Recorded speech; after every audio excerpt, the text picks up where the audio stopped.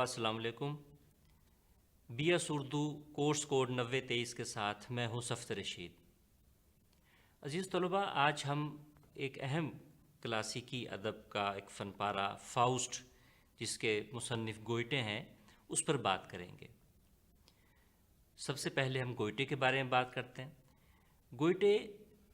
ویسے تو دنیا کے بڑے ادیبوں میں شمار ہیں۔ عزیز طلباء، گوئٹے اور پھر فاؤسٹ تو کلاسیک کا درجہ رکھتے ہی ہیں۔ مصنف کی اہمیت ایک کلاسیکی ادیب کی طور پر پوری دنیا میں مسلمہ ہے، لیکن فاؤسٹ خاص طور پر، اور ان کی ایک اور کتاب جس کا ترجمہ ہے دیوان شرق و غرب گوئٹے کی، یہ اردو دنیا میں مشہور ہے، اور علامہ اقبال کے حوالے سے بھی گوئٹے کا تعارف موجود ہے۔ تو اس طرح گوئٹے جو ہے یہ اس طرح اجنبی نہیں ہے جس طرح بہت سے ہمارے عالمی کلاسیک جو ہیں، یا جو ادباء ہیں، بہت سے شعراء، وہ اگرچہ ان کا قد بہت بڑا ہے، لیکن ہمارے ہاں اس طرح بھرپور تعارف نہیں ہے۔ گوئٹے کے ساتھ عزیز طلباء ایسا نہیں ہے۔ ہمارے ہاں یہاں کا جو پڑھنے لکھنے والا طبقہ ہے، ادب سے جو افراد آشنا ہے، جو ادیب ہیں، وہ گوئٹے کے بہت سے کاموں سے اور ان کی اہمیت سے آگاہ ہیں۔ اس سلسلے میں آپ بھی دیکھیے کہ اردو کا یا اردو کے ادیبوں کا، اردو ادب کا گوئٹے اور ان کی چند کتابوں سے کیا ربط ہے۔ گوئٹے جرمنی کے اہم شہر فرینکفرٹ، وہاں 1749 میں پیدا ہوتے ہیں، اور وہیں ان کا انتقال ہوتا ہے 1832 میں۔ عزیز طلباء، جو ان کا وہاں مکان ہے وہ بھی ایک خاص اہمیت رکھتا ہے۔ وہاں ان کا باغیچہ مشہور ہے، جہاں بیٹھ کر انہوں نے بہت سا اپنا کام کیا، اور آج بھی وہ مکان، وہ باغیچہ، وہ محفوظ ہے، اور وہاں دنیا بھر سے جو لوگ ہیں، اس میوزیم کا درجہ حاصل ہونے کی وجہ سے وہاں وہ جاتے ہیں، اور ان کی لائبریری کو بھی وہاں انہوں نے محفوظ کیا ہوا ہے۔ گوئٹے کا جہاں تک تعلق ہے ان کے کاموں کا، ان کی کوئی 150 کے قریب چھوٹی بڑی تصانیف ہیں، جس میں نظم بھی شامل ہے، جس میں نثر بھی شامل ہے، آگے پوری ویرائٹی ہے، ناول بھی ہیں، ڈرامہ بھی ہے، منظوم ڈرامے بھی ہیں، تو بہت ان کے ہاں ایک تنوع ہے ادب کے حوالے سے۔ ایک آپ عزیز طلباء ذہن میں رکھیے کہ یہ جو 18ویں صدی کا اختتام ہے، یہ یورپ میں ایک خاص طرح کی اہمیت بھی رکھتا ہے۔ یعنی رینائساں کا دور جو ہے، نشأت ثانیہ کا 16ویں صدی میں جو آغاز ہوا، 18ویں صدی میں اس میں انڈسٹریل ریولوشن، صنعتی انقلاب اور یہ ساری چیزیں یہ موجود تھیں، اور اپنے ایک جس کو کہیں گے کہ اقلیت پرستی کا جو دورہ تھا، وہ بھی بھرپور انداز سے تھا، اور مذہب جو تھا یا مذہبی مباحث جو تھے، یہ نسبتاً اب دم توڑ رہے تھے۔ ایسے پس منظر میں یہ گوئٹے جو ہے، ان کا منظوم ڈرامہ فاؤسٹ سامنے آتا ہے۔ فاؤسٹ جو ہے، اگر ہم اس پس منظر کو ذہن میں نہیں رکھیں گے تو پوری طریقے سے ہم اس کی جو اہمیت ہے وہ ہم پہ آشکار نہیں ہوگی۔ آپ یہ دیکھیے کہ جو رینائساں ہے یا نشأت ثانیہ ہے، علمی تحریک جو یورپ میں تھے، اس میں اقلیت پہ بہت زور ہے، اور انسان جو ہے کہ اس کی عمل کی اور اس کی دنیا کو تسخیر کرنے کی کوئی حد نہیں ہے، اور انسان جو ہے وہ عقل کل ہے، وہ خود مختار ہے۔ دنیا کی ترقی، مادی ترقی، انسانی ذاتی ترقی، اجتماعی ترقی، اور بہت سے ایسے خواب جو تھے اس وقت فضا میں موجود تھے، اور اس میں اس کے کامیابی سے ہوا بھی ہے۔ لیکن ایسے میں گوئٹے کا جو یہ شاہکار ہے، یہ اسی چیز کو ایک کسی حد تک بطور المیہ دیکھتا ہے کہ انسان میں جو علم کی جو ایک حد سے بڑی ہوئی خواہش ہے، یہ بعض اوقات اس کو مس لیڈ بھی کر دیتی ہے۔ یہ بنیادی طور پہ اگر ہم آسان لفظوں میں بات کریں تو فاؤسٹ کا ایک مرکزی خیال یہ بھی ہے۔ عزیز طلباء، کم از کم 2-3 ایسی چیزیں ضرور موجود ہیں جو اردو میں جن کے تراجم ہوئے۔ ایک ان کا ناول ہے نوجوان ورثر کی المناک موت، اس کے 2 تراجم اردو میں موجود ہیں۔ یہ ان کا ناول ہے، ایک ٹریجڈی تھی، اور اسی طریقے سے یہ ان کا دیوان شرق و غرب ترجمہ ہو چکا ہے اردو میں، اور یہ فاؤسٹ جو ہے اس کا سید عابد حسین نے یہ پہلے حصے کا ترجمہ کیا۔ فاؤسٹ 2 حصوں پر مشتمل ہے۔ زیادہ تر دلچسپی جو ہے قارئین کی اور مطالعہ کرنے کے لیے جو دلچسپی کا باعث بنتا ہے وہ اس کا پہلا حصہ ہے، اس لیے ترجمہ بھی اس کا ہوا۔ ممکن ہے کہ آگے چل کر اس کا دوسرا حصہ بھی ہو، اور یا آگے چل کے اس پہ نیا ترجمہ بھی سامنے آئے۔ عزیز طلباء، جیسے شروع میں ذکر ہوا اقبال کے حوالے سے، اقبال بہت متاثر ہوئے گوئٹے سے، کچھ ان میں قدر مشترک موجود ہیں، اور اس حوالے سے کافی کام بھی سامنے آئے انگریزی اور اردو میں۔ اقبال آپ جانتے ہیں کہ جرمنی بھی گئے، اور انہوں نے اس کو اپنے شاعری میں بھی اقبال نے گوئٹے کو خراج تحسین پیش کیا۔ مثال کے طور پہ ان کے جو مشترک خیالات ہیں، اس میں ہم کہہ سکتے ہیں کہ خودی کا تصور اقبال کا، بے خودی کا، عمل کا، ایک سپر مین کا جو تصور ہے کہ مرد کامل کے آنے کا، اس طرح کی بہت سی ایسی چیزیں ہیں وہ موجود ہیں۔ اور ان کے ہاں خود گوئٹے میں جو بہت واضح ہے کہ وہ مشرق سے وہ بھی متاثر ہیں، یہاں کی وہ سمجھتے ہیں کہ مغرب میں کچھ چیزوں کی اگر کمی ہے بعض حوالوں سے تو وہ مشرق سے پوری ہوتی ہے، یہ بھی ان کی ایک فلسفی ہے، اس لیے بھی اقبال ان سے متاثر ہوئے۔ تو اس طرح ہم دیکھتے ہیں کہ اقبال کے اور گوئٹے کے اشتراکات بھی موجود ہیں۔ آپ سے گزارش ہے کہ اس حوالے سے بھی آپ کچھ نہ کچھ چیزوں پہ نظر ڈالیے۔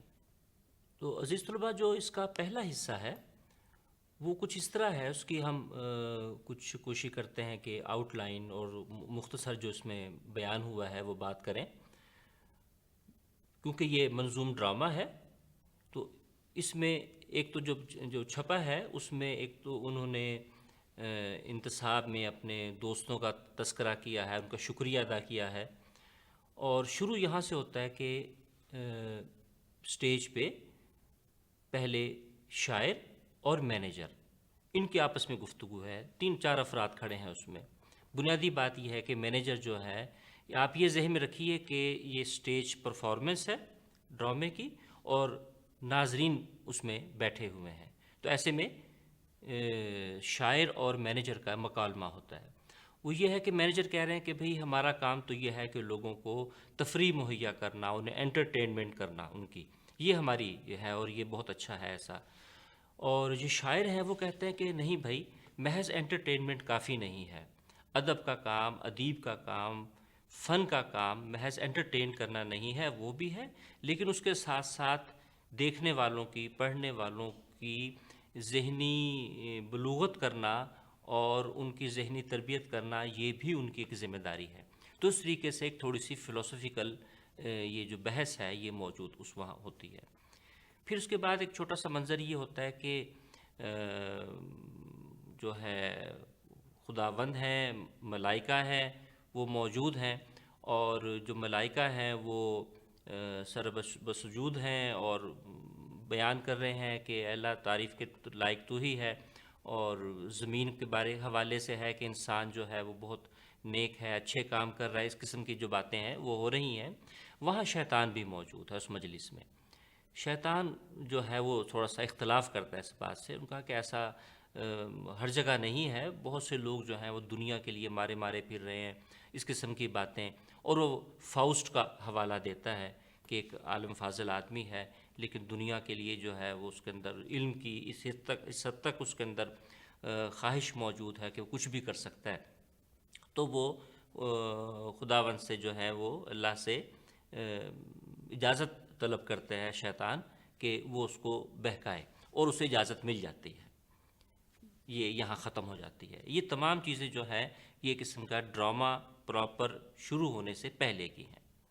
اس کے بعد پہلا منظر آتا ہے، یعنی پہلا حصے کے بارے میں ہم بات کر رہے ہیں، اور منظر یہ ہے کہ ایک لائبریری ہے بہت اچھی، جس میں جو ہے فاؤسٹ جو ہے وہ موجود ہے، اور وہ کتابوں کے اندر مگن ہے اور بیزار بیٹھا ہے، اور اس کی بیزاری کی وجہ یہ ہے کہ وہ حقیقت مطلق تک پہنچنا چاہتا ہے۔ دنیا کے کائنات کے رازوں کی تک رسائی وہ چاہتا ہے، اور اس کا جو علم ہے وہ بھی اچھے خاصا ہے، وہ یعنی دینیات کا بھی وہ عالم ہے، بشری علوم کا بھی وہ عالم فاضل ہے، بہت سے علوم اس کی دسترس میں ہیں، لیکن وہ اسے مطمئن نہیں کر پا رہے۔ وہ چاہتا ہے کہ میں مزید حاصل کروں، اور جسے کہتے ہیں کہ حقیقت مطلق، وہاں تک پہنچوں۔ تو اس پریشانی کے اندر جو ہے وہ بیٹھا ہے، یہاں تک کہ وہ جادو کا بھی علم سیکھتا ہے۔ ایک مرتبہ اس کے ہاتھ ایک کتاب لگتی ہے کہ جس میں جو ہے کائنات کے بارے میں کوئی خاکے بنے ہوئے ہیں، جسے کہتے ہیں کہ وہ اسے دیکھ کر بہت اچھل گیا، اور اس نے کہا کہ یہ بھی علم ہے اور شاید یہ مجھے وہاں تک لے کے جائے۔ بہرحال اب سین یہ ہے کہ وہ مایوس بیٹھا ہے کہ کوئی حقیقت تک نہیں پہنچ پا رہا، وہ چیزوں کی اصل ماہیت کو دیکھنا چاہتا ہے۔ جیسے اس کا جو شاگرد ہے وہ کمرے میں داخل ہوتا ہے، وہاں ایک بوتل پڑی ہے جس میں بجائے شراب کے زہر ہے، تو وہ چاہتا ہے کہ خودکشی کر لے اور اس طرح اپنی زندگی کا خاتمہ کر لے۔ وہ اس کے تھوڑا سا ان کا مکالمہ ہے اس کے شاگرد کے ساتھ، واگنر، اور وہ روکتا بھی ہے۔ بہرحال تھوڑی دیر کے بعد جو ہے نیند آتی ہے، اور وہ ایسٹر کا بھی موقع ہے، کچھ آوازیں اچھی آتی ہیں، مذہبی رسومات کی آوازیں آتی ہیں، کیونکہ اس کے اندر وہ بہرحال چیز تو ایک موجود ہے،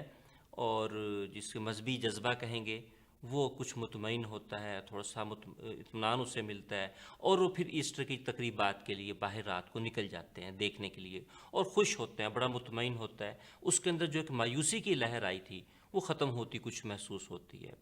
واپسی پر عزیز طلباء سین یہ ہے کہ اس کے ساتھ ایک کتا بھی آ جاتا ہے،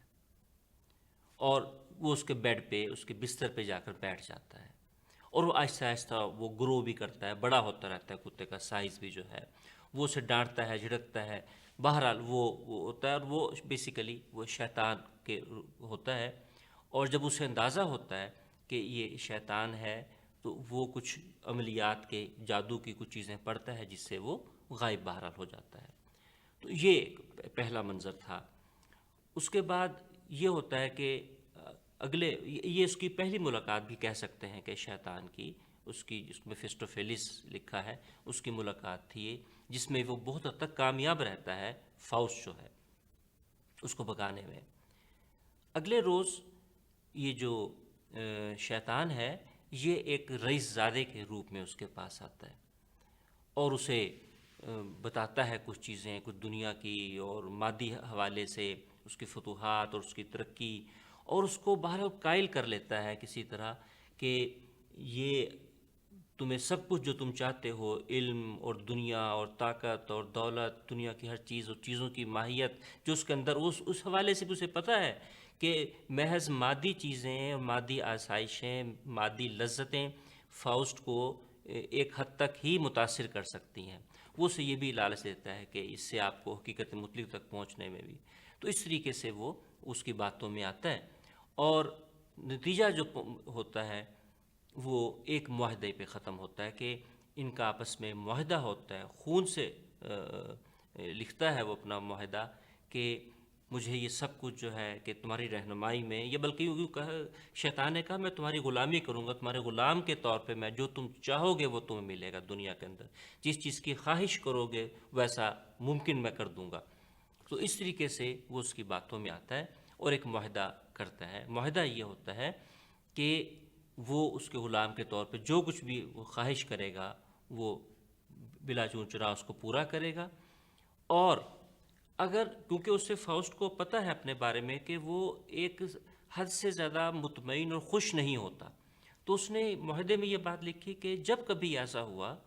کہ وہ اتنا خوش اور مطمئن ہوا کہ وہ کسی منظر، کسی بات، کسی صورتحال میں اگر یہ کہے کہ بھئی یہ وقت یہاں تھم جائے، یہ اسی طرح خوشگوار جو لمحہ ہے یہ جاری و ساری رہے، تو اس وقت تم میری روح جو ہے قبض کر کے جہنم میں لے جا سکتے ہو۔ یہ اس کا معاہدہ ہوتا ہے۔ عزیز طلباء، اب میں اپنی بات کو یہاں روکتا ہوں، کہانی آگے بڑھانے سے پہلے آپ کے بھی ذہن میں یقیناً آیا ہوگا کہ اس طرح کی بہت سی روایات موجود ہیں، خاص طور پہ کرسچن معاشرے کے اندر، اور یونانیوں کے ہاں بھی یہ ایسی روایت موجود ہے کہ جس میں کوئی فرد شاید دنیا کی خاطر شیطان سے معاہدہ کرتا ہے اور آخر میں وہ زیر و رسوا ہو کر جہنم میں چلا جاتا ہے۔ یقیناً آپ کے ذہن میں مارلو کا ایک ڈرامہ 16ویں صدی کا، یعنی شیکسپیئر سے پہلے کے ذرا پہلے کا، کرسٹوفر مارلو ایک ڈراماٹسٹ تھے، ڈرامہ لکھا انہوں نے ڈاکٹر فاؤسٹس کے نام سے،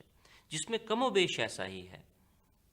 اس میں بھی ڈاکٹر فاؤسٹس جو ہے وہ ڈاکٹر ہے اور وہ مختلف علوم کا ماہر ہے، پھر وہ ایک معاہدہ کرتا ہے اور آخری جب وقت آتا ہے اور اس کی روح قبض کرنے کے لیے جب شیطان آتا ہے تو وہ اس وقت بہت التجائیں کرتا ہے۔ عزیز طلباء، وہ ماسٹر پیس ہے ڈاکٹر فاؤسٹس کا، جو آخری 100-150 جو سطور ہیں جس میں وہ پچھتاتا ہے کہ اس نے ایک گھاٹے کا سودا کیا اور کاش زمین جو ہے پھٹ جائے اور اس میں داخل ہو جائے، کاش میں پیدا ہی نہ ہوا ہوتا۔ وہ ماسٹر پیس ہے، اس کا جو مکالمہ ہے اپنے آپ سے وہ پڑھنے کے قابل ہے۔ تو یہ اس کا انجام ہوتا ہے۔ ایک لحاظ سے اسی کہانی کو، اسی را میٹیریل کو جو پہلے سے سینکڑوں برس سے عزیز طلباء چلا آ رہا تھا، وہ اپنی تکمیل کو پہنچتا ہے گوئٹے کے ہاتھوں فاؤسٹ میں، کیونکہ صرف کہانی کی بات نہیں ہے، یہ اس پہ آگے چل کے بات کریں گے کہ کیا چیز اس کو کلاسک بناتی ہے۔ تو بہرحال ہم اپنی بات کو وہیں سے شروع کرتے ہیں کہ فاؤسٹ جو ہے جب معاہدہ کر لیتا ہے تو وہ اس کو لیے پھرتا ہے۔ شیطان جو ہے وہ 2 چوغے ہوتے ہیں جس میں دونوں بیٹھتے ہیں، دنیا کے جس حصے میں چاہے وہ جا سکتے ہیں ہوا کے دوش پہ۔ تو اس طریقے سے وہ جو ہے وہ نظارے کرتا ہے، آتا جاتا، پھر اس کو مختلف جگہوں پہ لے کے گیا، جیسے ایک جگہ گیا وہاں شراب خانے میں جو گیا، لیکن کیونکہ فاؤسٹ کے اندر ایک سینسیبل انسان کا، علم کے تلاش والا اور ایک ایستھیٹکس والا، جمالیات والا فرد موجود ہے، تو وہ شیطان کے ساتھ جب ایسی جگہوں پہ جاتا ہے تو بدحض بھی ہوتا ہے، اسے وہ ناگوار گزرتی ہیں چیزیں۔ شیطان بھی اس چیز کو سمجھتا ہے، بہرحال وہ پھر وہاں سے اس کو اٹھا کے ایک جادوگرنی کے کچن میں لے کے جاتا ہے۔ وہ جانتا ہے کہ یہ جمالیات بھی اس کے شخص کے اندر موجود ہیں اور بدرجاتم موجود ہیں۔ وہاں وہ بہت ایک حسین و جمیل عورت کی شکل میں ہوتی ہے، وہ اس کی محبت میں گرفتار ہو جاتا ہے۔ پھر کچھ دنوں کے بعد جو ہے وہ اس سے ایک ملتی جلتی شکل کی ایک خاتون جو ہے، لڑکی جو ہے 20-25 برس کی، وہ گرجا گھر سے واپس آتی، اپنے گناہوں کی معافی تلافی کرنے گئی تھی، اور جب آتی ہے تو اس کو دیکھتا ہے، فاؤسٹ کی نظر اس پہ پڑتی ہے، گریشین، تو وہ اس کی محبت میں گرفتار ہو جاتا ہے۔ شیطان کو کہتا ہے کہ یہ اس کے کسی طرح بھی ہو، یہ اس کی ہونی چاہیے۔ وہ پھر شیطان اپنی قوتوں کے ذریعے اس سے ماحول ایسا بناتا ہے، اس کے دل میں بھی آتی ہے کہ وہ دونوں کو ایک لحاظ سے محبت ہو جاتی ہے۔ اور ہوتا ہے عزیز طلباء یہ کہ ایک رات جو ہے جب اسے ملنے جاتا ہے چھپ کر خفیہ طریقے سے،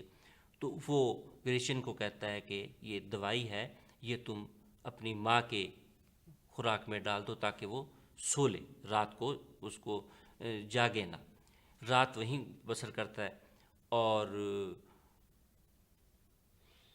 اوور ڈوز کی وجہ سے،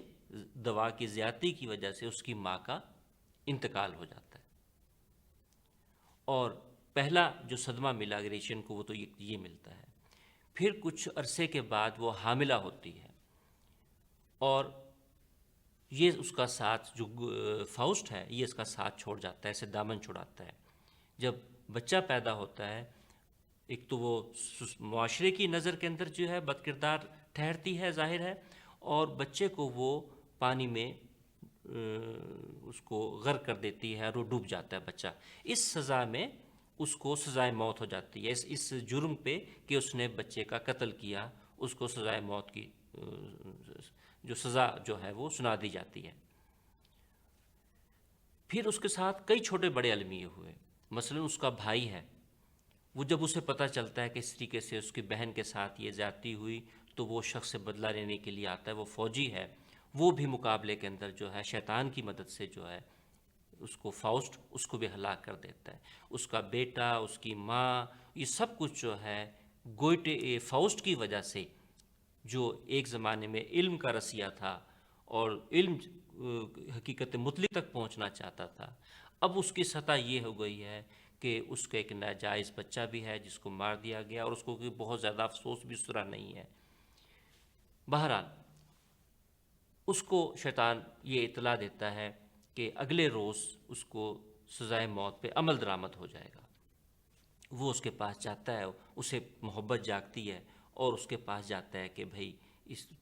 ہم تمہیں یہاں سے جو ہے خفیہ طریقے سے جادو کے ذریعے تمہیں ہم لے جاتے ہیں، لیکن رضامند نہیں ہوتی۔ اس کا کردار یہ ہے کہ مجھ سے کیونکہ جرم ہوا ہے لہٰذا مجھے اس کی سزا ملنی چاہیے۔ بہرحال وہ بھی خودکشی کر لیتی ہے۔ تو یوں فاؤسٹ جو ہے اس کا یہ گھنونا روپ سامنے آتا ہے کہ جب اس کا معاہدہ ہو جاتا ہے تو اس قسم کی حرکات میں وہ